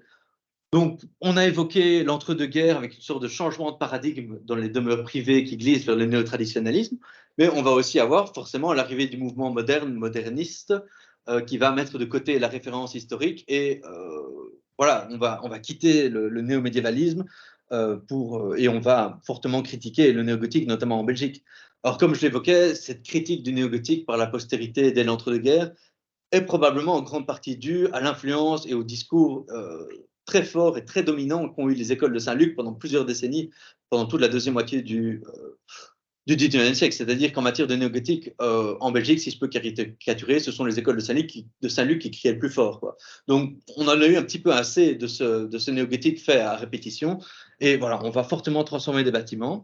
Dès l'entre-deux-guerres, alors comme on va le voir ici, un château néogothique très oublié, le château de Chimay. Car oui, le château de Chimay était un château néogothique à partir de 1856 jusqu'à son incendie en 1935. Remanié de manière assez élégante, on voit ici la façade vers le bourg de Chimay et le parc qui est voilà, un néogothique d'assez belle facture. Le 6 mai 1935, le château est incendié. Ici, on voit le grand vestibule dans une photo de presse d'époque au lendemain de l'incendie. On voit la façade néogothique quelques semaines après l'incendie. On va garder la façade néogothique, démolir tout ce qu'il y a derrière. Alors, on pourrait se dire, on voit la façade, les éléments néogothiques sont quand même en assez bon état, hein. On voit ces pinacles qui ont tenu le coup aux démolitions et à l'incendie. Mais pourtant, la reconstruction va vers quelque chose de tout à fait différent, puisqu'on décide de supprimer toute trace de l'intervention néogothique pour créer un château néo-renaissance rêvé, mais purement fictionnel. C'est-à-dire qu'on va s'imaginer comment aurait pu être le château à l'époque, à la grande époque de Croÿ et de Chimay, la Renaissance, tel qu'on peut le voir dans les albums de Croÿ, sans reproduire ce qu'on voit dans les albums de Croÿ, puisqu'on va créer cette toiture à deux versants, cette flèche bulbeuse qui ressemble davantage à la collégiale de Walcourt qu'à autre chose qu'on faisait dans la région de Chimay. Donc on voit vraiment ici, on glisse vers quelque chose de différent, on supprime les traces néogothiques car entre guillemets ce n'est plus à la mode, et on crée un néo-traditionnalisme, néo-renaissance assez typique des années 1930-1940. Alors, ce n'est pas le seul bâtiment qui va connaître des dérestaurations, comme on pourrait les appeler, puisque si on prend par exemple, c'est un exemple parmi d'autres, le château de Soyer à Ouélin, restauré de manière assez sobre en néogothique au XIXe siècle, on voit ces échauguettes sur le donjon, mais aussi ce nouveau logis avec des divisions néo-médiévales au XIXe siècle. Dans les années 50-60, on va supprimer toute trace du néogothique pour aller vers quelque chose de plus sobre, plus épuré. On va, entre guillemets, dérestaurer, comme ça s'est fait notamment sur certains bâtiments de Viollet-le-Duc en France. Voilà, c'est une tendance générale qui résulte de son époque. On peut la critiquer ou pas, mais à noter. Et alors, ça va également se faire à de très grandes échelles, puisqu'on a évoqué ce château foisonnant de la Closière à la Louvière, absolument incroyable. Et évidemment, on peut s'imaginer, dans les années 50, ce genre de bâtiment néogothique, ce n'est plus vraiment à la mode. Et donc, il faut dire qu'il a déjà été transformé deux fois en 1910-1920, mais par de petites interventions. Par exemple, on va décapiter les deux tours belvédère, mais voilà, l'ensemble du décor sera conservé. Et en 1953, le coup de grâce est porté. Voilà, puisqu'on va supprimer l'ensemble des décors néogothiques sur deux des quatre façades. Alors, c'est très étrange, on ne fait que 2 sur 4 façades. Et on va même jusqu'à aller créer un faux fronton néo-renaissance, néoclassique, en lieu et place, je remets l'image suivante, du couronnement néogothique. Donc, on va à la fois assagir le bâtiment, hein, on veut calmer l'architecture du bâtiment en supprimant toute trace du néogothique, et on va à la fois créer une sorte de faux éclectisme des années 50, et ce qui est d'ailleurs une démarche très dangereuse, puisque dans la postérité, quand on écrit une tentative de monographie sur Poulard dans les années 80, on va critiquer de manière très virulente le château de la Closière en disant « Regardez ce bâtiment, c'est n'importe quoi, il y a 2 façades néoclassiques et 2 façades néogothiques », alors que c'est le résultat de la transformation hasardeuse des années 1950. Donc ça montre un peu les extrêmes de transformation auxquels on est arrivé au milieu du XXe siècle. Et ici, on peut voir la différence entre la façade conservée et la façade transformée. Donc c'est vraiment assez parlant. On enlève, on modifie, on remplace les éléments en art brisé par des caissons vaguement néo-renaissance. Très, très étrange comme transformation. Et alors, voilà, pour évoquer certains extrêmes auxquels on arrive dans les transformations, dès 1907, si on prend ce petit château de Plaisance à Spa, néo-gothique assez pittoresque et coquignolesque, qu'on transforme dès 1907 en gigantesque manoir néo-normand, et qu'on transforme une deuxième fois dans les années 50 en manoir néo-traditionnel, dont on ne conserve que la trace en plan de l'ancien château néo-gothique. On remarque à chaque fois la tour octogonale qui était la marque de fabrique du château néo-gothique, mais voilà, le bâtiment est tout à fait différent, il ne reste plus rien de ce qu'il a été à une époque. Alors, ça peut aussi arriver, comme on l'a vu avec Chimay, lors d'un incendie et de destruction involontaire. Alors, j'ai parlé de ce chef-d'œuvre qui était Follet-Tombe. Malheureusement, en 1960, le 1er octobre, il subit un incendie assez violent. Et on décide, lors de la reconstruction, de détruire l'ensemble du logis créé par Henri Bayard pour ne conserver que le logis Renaissance du XVIe siècle et les tours médiévales. Ce qui fait qu'aujourd'hui, on a un bâtiment avec 3 tours isolées qui sont reliées par une galerie basse très étrange, créée par Trimo, Jean-Florian Collin, à l'époque, en 1960. Donc voilà, malheureusement, une grande perte pour l'architecture néogothique de cette époque, mais voilà. Alors, très rapidement, on va évidemment démolir beaucoup de demeures qui deviennent presque impossibles à gérer, à chauffer, et qui ne sont plus à la mode au cours de la deuxième moitié du XXe siècle. Pour n'en citer qu'un, l'énorme château d'Anglevermont, dont on peut apprécier l'échelle quand on regarde le petit bâtiment à côté, démoli dans les années 50-60. Et souvent, pour ce genre de bâtiment, ce qui va se passer, c'est que l'ancienne dépendance va devenir le château en tant que tel. Donc, par exemple, ici, le château d'Anglevermont, c'est la petite dépendance qu'on voit sur la photo à gauche, et le bâtiment néogothique n'est plus qu'un souvenir. Voilà. Phénomène de société à citer. Alors ici, on voit notre grand manifeste, le château des Masures, dans sa dernière phase de construction après 1894. On voit l'aile ajoutée par Charles Thirion à la fin du XIXe siècle, aussi très élégante, sur laquelle on pourrait également passer une demi-heure rien qu'en énumérer les caractéristiques. Malheureusement, en 1971, l'ensemble du logis des Masures est démoli et il ne reste aujourd'hui que l'annexe avec les 2 tours rondes et la chapelle, même, et bien que l'annexe a également été fort modifiée. Donc malheureusement, 1971 marque la disparition de ce qu'on peut considérer comme le manifeste du néogothique en Belgique. Voilà, mais il reste, bon, je dirais, il reste moins d'un tiers du château, plus la porterie, heureusement, qui est encore là. Alors très rapidement, je ne vais pas revenir sur toute l'histoire, mais on ne peut qu'évoquer le château de Noisy, qui a connu voilà, une histoire voilà, assez tragique, puisqu'il est transformé, comme pas mal d'autres châteaux wallons, en centre de vacances et de délaissement à partir des années 50, ici pour les enfants de cheminots de la SNCB. Voilà, parce que simplement la famille de Kerck-Beaufort, voilà, les goûts changent et ne souhaitent plus être dans un palais 19e et retournent dans l'ancien manoir de Noisy, fait la tendance inverse de ce qu'avait fait Hilarion en 1865. Le château est un petit peu transformé. Malheureusement, l'activité scolaire s'arrête dans les années 1990 à la suite d'un incendie et le propriétaire, ne souhaitant plus s'encombrer d'une telle demeure, voilà, va simplement la laisser à l'abandon. Avec l'histoire qu'on connaît, le château reste à l'abandon pendant environ 25 ans. Des dégradations presque irréversibles y sont faites. Voilà, il y a eu plusieurs incendies, il y a de la mérule, enfin, c'est une catastrophe. Ce qui amène, voilà, comme vous le savez tous, à la démolition complète du château entre 2017 et 2018, ce qui marque, comme la disparition des Masures, la perte de ce qui était sans doute le plus grand château néo-médiéval en Belgique et l'un des plus représentatifs. Mais je ne vais pas terminer par un tableau si noir de l'histoire du néogothique en Wallonie, puisque heureusement, depuis plusieurs années déjà, même plusieurs décennies, la tendance inverse, on reconnaît la valeur du patrimoine néogothique, on l'étudie de plus en plus, et on va avoir depuis plusieurs décennies des classements et valorisations en série. Alors soit on va classer un bâtiment parce qu'il est préexistant, il comprend des éléments néogotiques, comme ici le château de Hamme-sur-Eure, qui est restauré par Pierre Langrock à la toute fin du XIXe siècle, bâtiment assez intéressant, régulièrement ouvert aux journées du patrimoine. Mais on va aussi classer des châteaux néogothiques pour leur valeur intrinsèque, c'est-à-dire le bâtiment est remarquable, on reconnaît cette valeur et il est ainsi protégé. On citera le château de Jamoigne à Chigny en province du Luxembourg, très beau château néogothique qui a conservé la quasi-totalité de ses décors intérieurs, ce qui est suffisamment rare pour le souligner. C'est la maison communale, je vous invite à la visiter si vous êtes dans le coin, ça vaut la peine. Évidemment, la Grand Poste de Liège, incontournable, Cherat qu'on a évoqué précédemment, mais aussi voilà, la gare de Binche, bâtiment remarquable, le château de Laignon d'Auguste Van Hache, classé avec l'intégralité de ses intérieurs, je pense, qui sont conservés, et le château de Moulbet, également classé et dont on peut se féliciter. Et le château de Moulbet me permet de transitionner et conclure. Pour évoquer, donc vous l'aurez vu au travers de ce voyage sur 150 ans de néogothique en Wallonie, j'ai tenté de manière peut-être trop ambitieuse d'évoquer toutes les typologies et les genres de bâtiments produits sur 150 ans. On voit qu'il y a quand même un travail de documentation et de valorisation assez important qui reste à faire, puisqu'il a été assez peu fait au cours du XXe siècle, mais on peut toutefois se féliciter de cette tendance qui s'inverse, notamment au travers du succès rencontré par l'ouverture de bâtiments néogothiques au Jardin du patrimoine. Moulbet, en septembre dernier, on voit ici ce succès de foule lors de l'ouverture du château, mais aussi le château qu'on a vu précédemment de Laignon, qui était ouvert il y a 3 ans à la visite, et évidemment les opportunités données par la commission, la WAP, notamment par la commission et la WAP et d'autres institutions, que ce soit dans le cadre de conférences ou de publications comme ici, voilà, qui permettent de diffuser et de valoriser cette architecture. Et pour cela, je vous remercie de votre attention.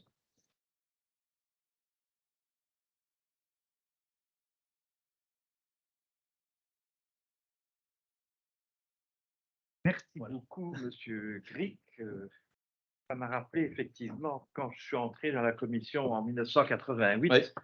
le néogothique était non seulement pas considéré, mais il était même J'imagine. haï Oui. par certaines personnes, Oui.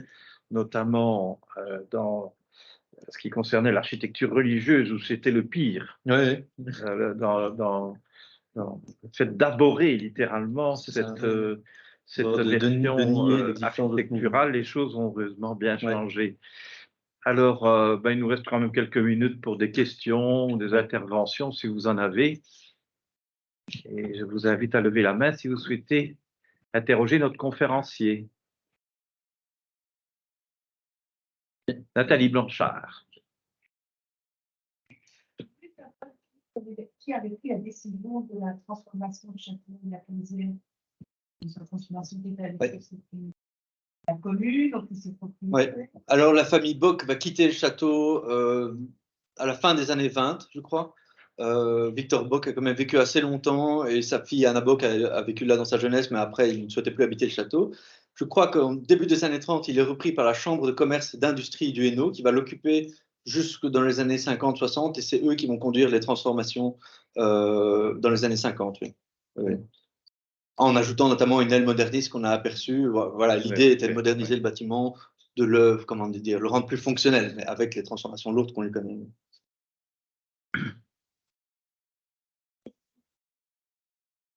Oui. On ne t'entend pas bien, Carole. Madame Percy, qui est en ligne, souhaite poser une question. Oui. Elle est autorisée, mais elle doit aussi ouvrir son micro. C'est Christiane? Oui. Oui. Peut-être l'inviter à allumer son micro pour poser une question, parce que je passe pas bien moment. Ah oui, il faut allumer votre micro. Madame Percy, c'est Pierre à l'appareil Pierre Julicenne. Si vous voulez bien ouvrir votre micro pour qu'on entende ce que vous souhaitez dire.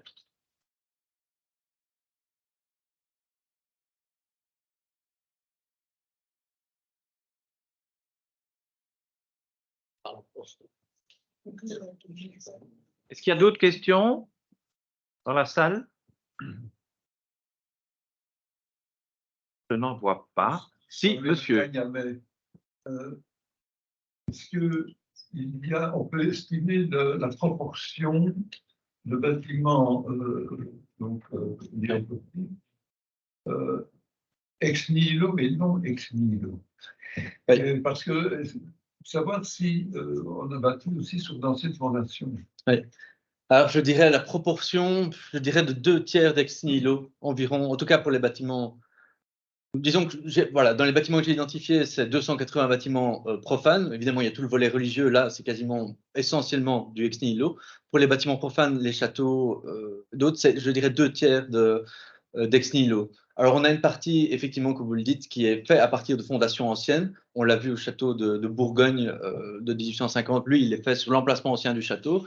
Et on a aussi voilà, tout ce qui est restauration. On peut parfois se demander où situe la limite entre la reconstruction complète et la restauration. Mais majoritairement pour les châteaux, je dirais on est dans une proportion de 2/3 d'ex nihilo et 1/3 de transformation très lourde. Et on peut encore isoler les restaurations minimes qui seraient peut-être un cas à part. Oui. Est-ce qu'il y a encore beaucoup de châteaux habités? Il y a quand même, en tout cas dans les châteaux qui restent, comme l'aurait vu, il y a quand même beaucoup de châteaux qui ont été démolis, mais il y a quand même une certaine proportion qui sont encore habités. Les cas d'abandon se diminuent fort heureusement au fil des années. On diminue aussi parce que les bâtiments sont démolis, mais bon, ça c'est autre chose. Mais il y a quand même pas mal encore de châteaux habités et notamment parfois des propriétaires qui sont très enthousiastes par rapport à l'architecture néogothique qu'ils habitent et qui favorisent leur restauration, revalorisation. C'est le cas notamment à Laignon, où le propriétaire a notamment poussé, je crois, la demande de classement dans la fin des années 80, début des années 90, très enthousiaste par rapport à l'architecture. Donc, heureusement, c'est ça qui les sauve. Évidemment, il y a, je dirais, une grande partie des châteaux qui existent encore sont encore habités. Oui. Bon, après, ça pose parfois des difficultés d'accès et de documentation, mais voilà, c'est une contrepartie bien logique. Oui. Carole. Ouais. Est-il renouvelé par la récupération du style dans de nombreux films et séries politiques? Ah oui, c'est une question pertinente puisque effectivement c'est quelque chose que je vois encore assez régulièrement dès qu'on voit passer voilà, par exemple si on prend toute la tendance d'Harry Potter d'il y a 10-15 ans, voilà, le château de Poudlard est un château néogothique par excellence. Effectivement, on peut voir dans la culture populaire, même si je n'aime pas ce mot, que le néogothique, par l'image, un petit peu comme l'image du gothique romantique du début du XIXe siècle, en fait, revient un petit peu dans le cadre de noblesse comme il y avait à l'époque. Mais je ne sais pas si ça va aller jusqu'à valoriser la protection des bâtiments néogothiques. Je pense qu'en effet, ça participe au regain d'intérêt sur les mouvements, sur le mouvement de façon générale. Donc, je pense effectivement qu'on peut le dire, oui. Même si c'est de façon indirecte, en termes d'imaginaire collectif, ça participe à trouver de l'intérêt dans les architectures, ne serait-ce que pour leur aspect pittoresque et romantique. Donc oui, je pense qu'on peut le dire. Oui. Madame Percy est en ligne. Oui, merci. Non, je ne suis absolument pas spécialiste du sujet. J'ai juste une réflexion. il existe à Bruxelles, en face du botanique, donc de l'ancien jardin botanique, une chapelle moderniste d'inspiration néogothique. Si je ne m'abuse, elle s'appelle Sainte-Anne, mais je suis plus très sûre. C'est très curieux comme bâtiment. Est-ce que c'est l'église du Jésus? Ah, si, l'église du Jésus. L'église du Jésus. Alors ça, c'est un petit peu particulier. Effectivement, c'est un bâtiment intéressant. En fait, c'est une église qui est construite en intérieur d'îlot dans les années 1870, qui fait partie de tout un monastère, d'un ensemble jésuite, en fait, il me semble, avec des bâtiments conventuels à côté. Et en fait, pendant plusieurs années, il n'y avait pas de façade visible à l'église, puisqu'il y avait des bâtiments, des immeubles de rapport néoclassiques devant. Et dans les années 1930, l'architecte Antoine Courtens a été chargé de construire une façade. Mais en fait, ce sont deux époques tout à fait différentes, puisque Courtens a construit une façade moderniste dans les années 30, qu'il a, entre guillemets, plaquée devant l'église néogothique des années 1870. Donc avec un dialogue un petit peu étrange de deux époques, mais la façade moderniste est bien plus tardive. D'accord. Si ça répond à la question. Oui.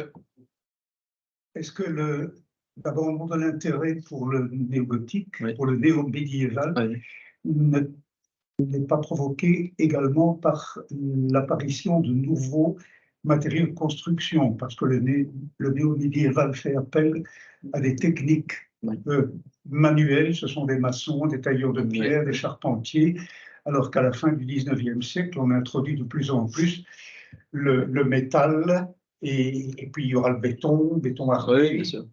Oui. Et donc, on ne construit pas du néogothique avec du béton, me semble-t-il. Oui, à part quelques exemples, il y a quelques particularités, bien sûr. Mais ce qui est intéressant à souligner, c'est en fait le néogothique dans sa dernière partie de vie en Belgique, l'influence de ce néogothique rationnel archéologique de Viollet-le-Duc va s'orienter vers la construction en poutrelles en acier, en fer et en verre.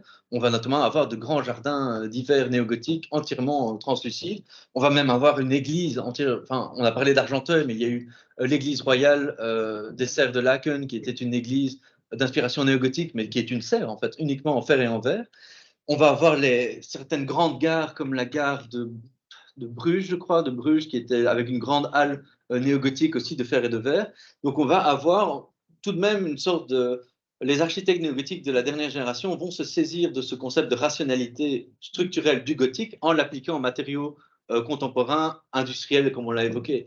Donc, je ne dirais pas que ça a participé à la dévalorisation, mais effectivement, il y a toute la tendance de grande construction en pierre de parement qui, à l'époque industrielle, et en fait, il y a eu deux écoles de néogothique à la fin du 19e, ceux qui militaient pour garder, entre guillemets, une technique ancestrale de construction en pierre apparente, et l'école néogothique minoritaire qui voulait des façades en fer et en verre avec un décor néogothique. Et voilà, effectivement, ce n'est pas l'école de fer et de verre qui construit le plus de bâtiments en Belgique. Donc, effectivement, les constructions en pierre de parement qui ont continué vers 1910 ont perdu en valeur et en crédibilité, je dirais, au début du XXe siècle. Ça, certainement. Et ensuite, après, avec la construction en béton armé, effectivement, on s'est orienté vers d'autres formes architectoniques, bien qu'on a parfois continué à l'utiliser, mais de manière cachée. On l'a vu au château du Célit. La charpente est en béton, la structure est en béton, mais on ne voit absolument rien de ça à l'extérieur. Donc, il y a effectivement ce contraste qui est assez présent pendant tout le 19e du néogothique, d'utiliser des matériaux de construction, mais de ne pas les montrer. Donc ça a participé effectivement à la dévalorisation du mouvement, notamment dans la postérité critique. On a critiqué ça dans les années 60, 70 en disant « oui, mais en fait, c'est une architecture de décor ». Évidemment, c'était bien plus nuancé que ça, mais voilà. Mais effectivement, oui. C'est dit, il y a un gros projet de réaffectation complet du site, hein, château compris. Oui, château compris. Je crois que c'est le projet d'en faire le restaurant, ou un restaurant qui va avec les gîtes. Est-ce que ça va se confirmer? Mais il y a une urgence au château du Célit. Donc, je l'ai visité il y a un peu en juin dernier. Voilà. Je n'ai rien dit, hein, mais voilà, vous n'avez rien vu. Ouais, voilà. J'avoue. Et malheureusement, l'intérieur est de plus en plus dégradé, mais de façon assez catastrophique. Donc, il y a eu plusieurs incendies à l'intérieur. Les caves ont pris feu, le rez-de-chaussée, les parquets bâtons rompus des années 30 sont complètement gondolés, irrécupérables. Bref, voilà. Marexou, oui. vous avez parlé du décor à l'intérieur de l'église. Oui. Que je sache, c'est simplement un badigeon blanc qui était mis dessus. Il y a encore. Je crois que c'est une sorte de badigeon chimique avec du latex qui rend qu'on ne sait pas récupérer ce qu'il y a en dessous. Non. Ouais, je crois que c'est irrécupérable. Ouais. Ouais, c'est ça. Mais les peintures sont là. Ah, les peintures sont là. Mais je crois que la nature. Les peintures de la plateau de la lettre et du cœur seraient tout à fait récupérables. Ah, ben voilà, bonne nouvelle. Ah, ben, il n'y a plus qu'un. Voilà. Très bonne nouvelle. Plus personne à l'autre côté du fil? Juste M. Philippe Bautry qui commente l'Old England de Saint-Thomas est un bel exemple de transition. Oui, effectivement. Oui, c'est vrai qu'on pourrait évoquer. D'ailleurs, ce qui est intéressant avec Sainte-Noix, c'est que juste à côté de l'Old England à Bruxelles, il fait la pharmacie de Lac d'inspiration néo-gothique et néo-renaissance. Donc, ça illustre en effet ces architectes de transition qui font ça presque naturellement, de passer du néo-gothique à l'art nouveau. Oui, tout à fait. Et je pense que c'est un aspect important à souligner dans l'idée de revalorisation du mouvement néo-gothique, c'est de souligner le chemin qu'il a pu tracer dans l'art nouveau en Belgique, en France. Ça, je pense, c'est très intéressant. Et c'est un axe assez important qu'on devrait utiliser comme levier pour revaloriser de façon plus générale ce mouvement. Oui. C'est peut-être un inventaire de ce qui reste. Oui, j'ai commencé. Mais oui. Pour les bâtiments profanes, j'en suis à 280. J'essaie de compléter ça dès que j'en trouve un, mais il me reste toutes les églises, toutes les chapelles, l'art funéraire. Oui, il y a encore du travail. Mais... Un sujet. Oui. À Amiens, nous avons un bâtiment néo-gothique que certains promoteurs veulent absolument éliminer. Ah, c'est peut-être intéressant, disons, d'aller jeter un coup d'œil avant sa disparition, malheureuse. Oui, je vois très bien le bâtiment. Le prieuré d'Amiens. Oui. Bah, malheureusement, qui a brûlé il y a quelques semaines. Étonnamment, toutes les structures et les gros sont encore impeccables. Ça m'étonne pas. C'est généralement assez bien construit le néo-gothique. Donc... Ah oui, bah ça, c'est effectivement, oui, c'est un bâtiment que j'avais vu il y a 5-6 ans déjà de loin. Intéressant pour sa position dans la ville qui domine. Ouais. Je sais pas, attendez-vous, c'était mais. Oui, le prieuré. Oui, bon, qui a brûlé il y a 3 semaines. On a énormément parlé, oui. Concernant, disons, certains promoteurs qui veulent absolument supprimer, disons, alors que ça fait partie de l'âme d'Amiens. Alors, j'ai encore 2 demandes d'intervention. Ah ben alors 3, parce qu'il y a un monsieur qui a demandé la parole d'abord ici. Et puis nous clôturerons. Pour revenir justement sur un des mots utilisés dans le titre de cette conférence, et pour vous remercier pour la qualité de cette conférence et pour cet exposé vraiment très, très intéressant, c'est celui de la signification.